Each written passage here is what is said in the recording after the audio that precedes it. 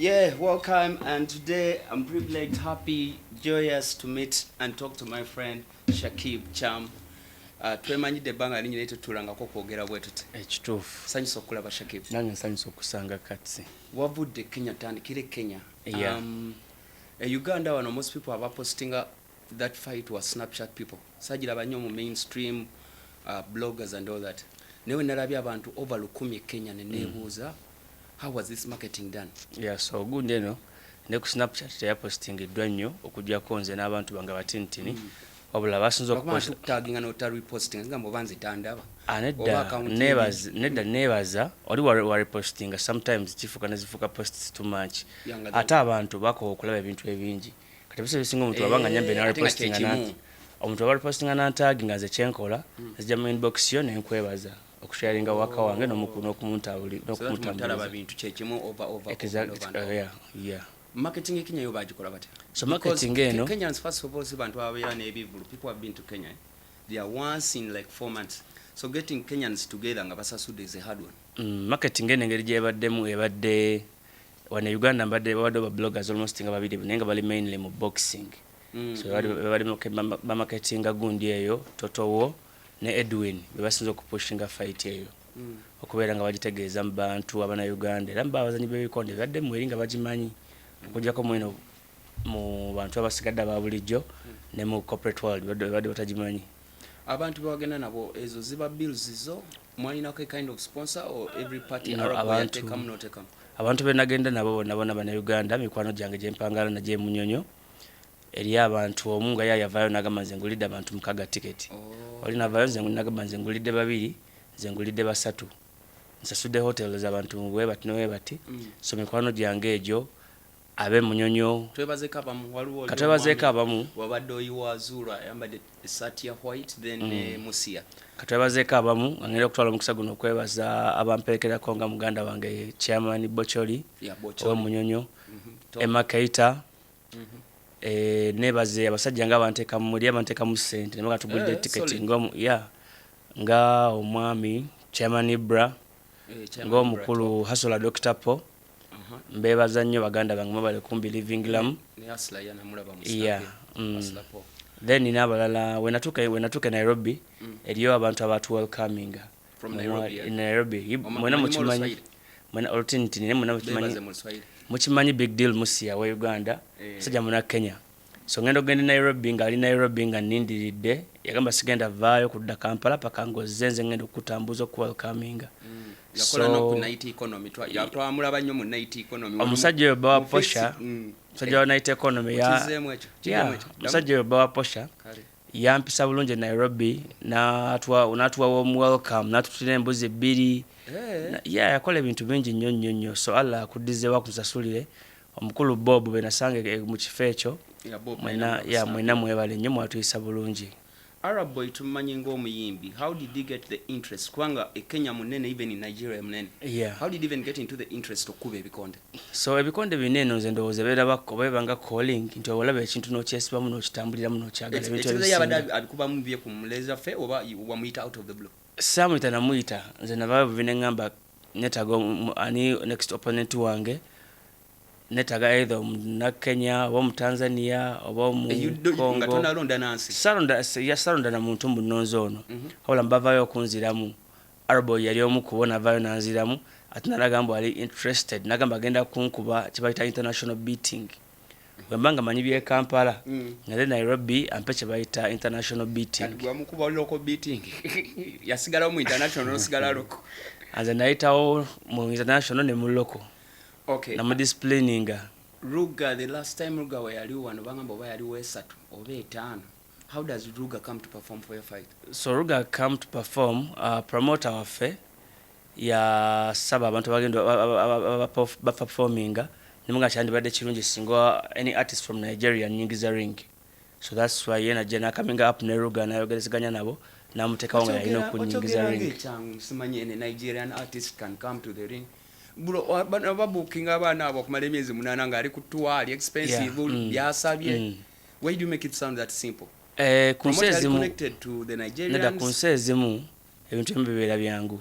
for example promoting ebikonde kibeera kyangu nti olaba ebikonde bya Nigeria ekintu ekizibu e Uganda nti president okuvayo agambe nti nze President Museveni waliwo ebikonde bitu byamaanyi kambiteekemu ssente kiba kizibu nnyo naye Nairobi kyangu nnyo nti ebikonde bibeerayo ba MP babyenyigiramu ne bateekamu ssente ba ministers president yennyini avaayo n'abyenyigiramu kyekimu nekikiri e Rwanda mu Kagame Exactly. basketball President Kagame olaba omuyimbi gagenze e Rwanda Kagame yabeeramu tutte tulina okuzaalako ekintu wano let's kanzijeko ne glasses let's take it back to corporate boxing when we first saw the first fight twali tugamba Ashakiba yatukolerayo show just tusanyukemu kigwerawo twagenda okulaba ng'oli serious what was the dream like kubanga ebikonde bye twakulaba ku snapi oba training TikTok otekako ngo training but we try to manyo jagenda olwana ate biri ebya main then you just created something called corporate boxing. Exactly.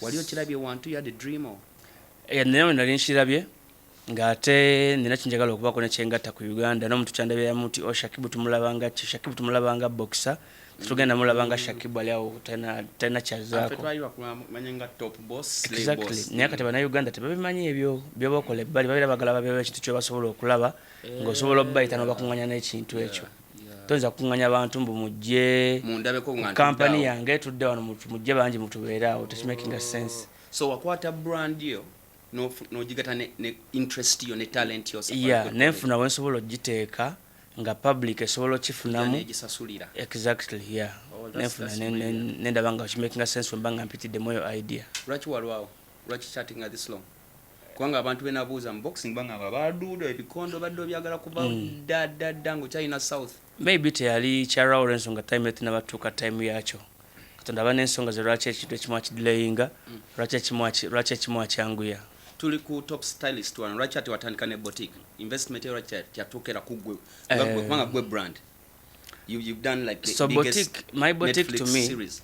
Ndi musajja mwambazi era olaba kuva way back ebbanga lyomanyidde nga ndi into fashion so boutique nagiteekawo mbenga omuntu ali eyo nga yandegombye style yange asobola okujja ne mu styling nga nayambala ku bintu by'omu dduuka lyange nange mwennyini kinyanguyira okwestylinga nga n'edduuka lyange biri awo sitakagenda kugula ngoye nzija kujja mu dduuka ne styling kyagezaako gamba yali awo nga yakolayo personal drop ye n'agatagata nga tajagala nnyo ebyewaka n'agikolamu ki kubanga naye mwambaza siwe kiri of course nange nyambala kyolabanga nyambadde look fresh like Shakib go to Sham King Cham collection but lero ate kirala lero ndi of course lero ndi ku top stylist wano wensinzidde era nga naye nyambaza let's fast forward bovaayo twali ku Vanquish Rivers Nampa invite nga tebatirako kyogenda kola batirako Shakib is inviting you yankuya Rivers ne mugamba Shakib ayagala kolayo party ye nga white party tujja kulaba kyekituufu ngino kulaba kuteeka ku DJ's box what was that about what was going on most people balowooza wakolanga bulaba white party oba one man one bottle party so newe biposting okebera mu comment zange yinga fete twategedde mbu party yabadde kanzini baga yabadde invite zoko so kakati gundi but that was an invite only by the way it was an invite only what was happening that day ekyali happening nga naita mikwano jange few close friends okujja bategeeza nti mu mwezi bweguti mu mwezi gwa July nga 9th planninga okubeera nga ngenda kubanga nkola parties ezenjawulo nga me myself nzemba zanyira music nga mba playingira one of ku selections zange za music so kochizeyo mpola Shakib tugena kulaba nga Shakib nsobola mukubira exactly a private party VIP party housewarming wedding a big ballers party najanga brand Shakib then at some point nazanya nebyoma sikomaawo nzija appearance nenkola guest appearance then nenzanya nebyoma I thought you already been paid for guest appearances ngeri njagala nnyo ebintu bino ebya entertainment so nasizeewo nkigattemu okubeera nga ndijayinga endongo eyo so nengenda nenji training e South Africa nenjisoma nenfuna best DJ Uganda nengula ebyuma ebyo nembireeta nembanga nkitraininga nga nkipractice abatategedde kubanga wenatandika okulaba set ku your boutique nendowooza it's for fun ojjukirawo ebintu bya posting nganga boutique ozanya ndowooza osanga bwabanga bakasitoma beetooloddemu ng'azanya ebibye nalinga nkola time watandika okutraining where you trained in South Africa olwengende South Africa malayo ebiseera bisinga week emu week bbiri so mu weeks ezebbiri mubeeramu tumanyi ogenze ku shooting mba ngenze kulaba mukyala wange olumba ngenze kushootinga kati nekibaddemu ekirala mbadde nga ngendayo nentraininga nga njigirayo music ebimu sibisnapping ebisinga naye nga era training tetwakategeera kwafe tubadde tukumanyi buli kimu kasookeberako nga leero yakoze kino leero yabadde wano otekayo ebimu nebimu ate ebimu biteekawo nga biyiseeko time naye nga mbadde practicinga I think it's a year now. You've been training for a year? Yeah, for a year. And I want to tell you I'm really good. Ndi mulungi nnyo mu music. Wafuna particular DJ oba wafuna somero? South Africa nafuna group eriyenga somero. Then wana Uganda nenfuna just wana Uganda nenfuna just one person. Big up to you DJ Osborne. Akoze omulimu gw'amaanyi. Very good. And training ze bulungi ampadde obudde tubeera ffenna kuduuka. So that's why I went to the bang and ready. Now I can be so okubeera nga booking work private parties. So okubeera nga booking work biggest gigs. So okujja nemba nga mbaawo. Sigenda kubeera nti nkuba music mbu ngenda kubeera mukana akabala nkuba mukali onsange kawempe. Tubadde tugenda kutawanya. Siba kigenda okubeera ku Monday tulinayo kano ku Tuesday kirira keno ku Wednesday. Oyagala bino mbuke tugambe embalala waliwo yakwewulira yali gudde wali ewulira nga event y'amaanyi obanga night y'amaanyi obanga waliwo ekintu ekironga ky'amaanyi njagala nzanye ku ekyo kinjagala ogamba omuntu ali yandiyagadde okumbuukinga nti ndi mulungi nnyo kati ngenda kuzayo Katonda tetwakyogeddeko naye simanyi you feel comfortable to answer not wagenda nge South Africa okukola obwa DJ no shooting ne Netflix Netflix zalinga within that week or two. Byonna bitu ekimu ku byo DJing okutraininga kitwala ekinene nnyo 2 hours to 1 hour. Oyo content wachi wamba wa Netflix? Or that's your private gig? Kubye ba maybe tekyali musa kirowoozaako. Naye you never know in future. Make for them content. Then ogambye waliyo training no shooting then kibaddewo kiri ekyomukyalo omukyala yakera ku macha tuyali ku snap nebivaako ate ndaba gope omanyi buli wenasanga nga Shakib nga ngamba Zari you look happy I'm happy for you buli wenabasanga Zari aba happy simanyi if you're comfortable to talk about Zari and you oba oluna unakulagenda officially okujja tulaga je tujja okujja maaso as DJinga oba naabaawo mbu are you still friends anajja ku bintu byo oba mwayawudde buli omali bibe ndi comfortable kubyogerako kubanga buli mbyogerako naye sibigenda nnyo deep njogera kestintini so tuli of course we married na bino byolaba tukyankalana bibeeramu buli bafumbo tebera tebitegeezezza mbu nno bikola kimbu mu separating nti bikomye wabula nga omanyi buli muntu alina engeri gyakola kijatambuzamu obulamu bwe kati mukyala wange wa getting emotional sometimes nejali mu social media yekanga ine ekintu kyakoze abakikyamu bakituufu naye kati nganza amumanyi senyiga that's why you always keep calm exactly nzikakkana kubanga TikTok ebadde kumwe temaze wiki nga 3 nenga gwe boogera kaali wano obiraba buli kimu simbe kimu mbanchira kona yanine simu nange mbandaba ate nange no sibapini no sirika oranso ngamba mbamanye kiri behind the scenes mbamanye reality bali boogera fiction wawe mu balowooza buli omawo ate bana Uganda bakinjagala mbanyeko bagala nyo kibayita mawulire amabi trust me tolaba nti abasinga boogedde ku fight eno nti nakoze banji media TVs nyingi tezogedde ku Shakibu nti yawangudde true hola trust me singa na lose never yonga bankubye yabadde yepanka chubaba bamchaye yabadde yerijja chite tamusobola kati nakoze kirungi kitunda ensi ne waliwo page ya TikTok ne Snapchat eriko gundi senga acid senga something ne kati senga oyo tasobola vaya agambe Shakib congratulations watumbu wawanye wakoledde Uganda wajiwanise ne bave bageze bankube ne baida kala ate nange kinkubya mu mutima kimanyi Shakib twamwa the credit okuba muntu mu round em tokiraba naye bafudde kuruga na pate gye babaddeko ne tuddayo ate mbyomukazi nenga kyenakoze esawa zino mukimanyi mwenna waliwo bifu ebeerawo wakati wa Uganda Kenya ate ku X abantu ba X bali badde baliawo naye nenvayo muna Uganda omanyi singa gundi Kenya natukubye Uganda tayina kyesobola abo boogera bade bagenda tusula ku bade baganga kati tugenda twagala muhozi kati mulete ona Kenya ku X awo bali sabene muzeyi bade mbasaba abati neje bali abasiima naye be balinganga abiri mbadde nsaba ku 180 muveeyo musitula abantu bammwe muwagira abantu bammwe that night ngomaze okuwininga Yeah. ate you all over snap simanyi abantu ba snap tebalina social media zindala eno nga TikTok ne X kubanga gogenda kuba ne fight eyo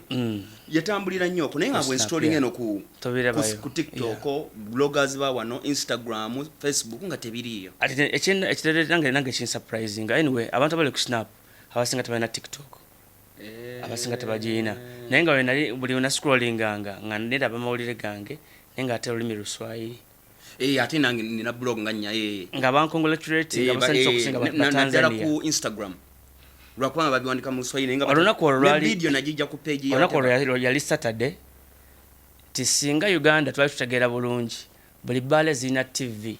This thing was very accessible. Mu club teka mu TV mutamutuninge on YouTube museke kikonde kyowewa mmwe abantu abanya balabe mbategeze kigenda maaso waliwo ebbala erima kindi yakikola Climax waliwo twayine fik ono ani host era we twakirabira waliwo nalaba ne bakama baby bali awe eri abakikola nekyali twali tulina okukijanjawaza. Imagine Kenya, it was Kenya versus Uganda na Uganda besere bisinga twesulirayo gwa nagamba ate nga ndabyeko abantu abakera okulaba ebikonde bikusawa 10 bulungi twalinga muno nivinga mubirinda nga abantu basula mu gundi mu club wano mu governor nga balinze bikonde biche ku macha ine governor chateka asachigenderera ne governor mikwano banyiri bayo mikwano jana but I saw congratulations from Shira Gashumba simanyi bayali akira ne governor chaliko I'm seeing a post eri mu governor kama governor basobola kwa governor they are like family abantu ba governor yeah. So next fight edawa before we go to the DJ. So next fight sina pressure habula nga ndi ready no muntu ali yonga neewulira ndi ready kyemmanyi kyesinga okumanya in Uganda abantu bandi agadde okumanya rematch yange ne Rickman ndi 100% ready for that rematch habula just twetaaga promoter oba government yevayo negamba nti Uganda kwa mu party ebikonde katubateke mu fight eno oba mukulu waffe hamu yavayo nagamba fight eno kanjiteeka ku kisawo kyange kankwata milioni zange 12 nziteke mu kikonde kino oba doctor yangamba kayagala kunfunira opponent muzungu yekyatunulidde the bigger version yeah naye nga ndi ready for a rematch because bana Uganda bajagala ensobizi exactly nange ndi ready for it njagaleyo yena ali Rickman supporter yali asinga okuba kerere Rickman oli family tulinga ba Uganda just wotubera mbikonde bicho tamba mukunyiga era mankubira nambuza kino nange ne mukule kane barista mogera teyanyiga bulungi nnyo ne era ne congratulations mulingi no putula boti enchane nyumya nawe nze nganza wobo traininga otuka no kimanyira nombuzo manya this it's just a game webere weddewo tuna brotherhood eyo era abantu abasinga okumpagira ta Uganda abali yali kusimu gali kubunkenke yali Rickman nga sabirira ngobe kona laba clip yenga ali mukulabira ku simu bali bam snapping abona abala bayina exactly yali Rickman kama be Wu Champ. So you guys Wu Champ ya mwansanyusa nnyo kubalabanga at least muli mu supportinga kinga good mwe manyi bachalibo kala basere no bate muli onene ni nabachali ajukira mu vizedda nti abantu ba traininga ngo omuntu omupiira then omuntu ono bamusindika agenda abakiikirire nenga tabasobola genderako kati nga bajja ku radio ku TV ne bawuliriza pause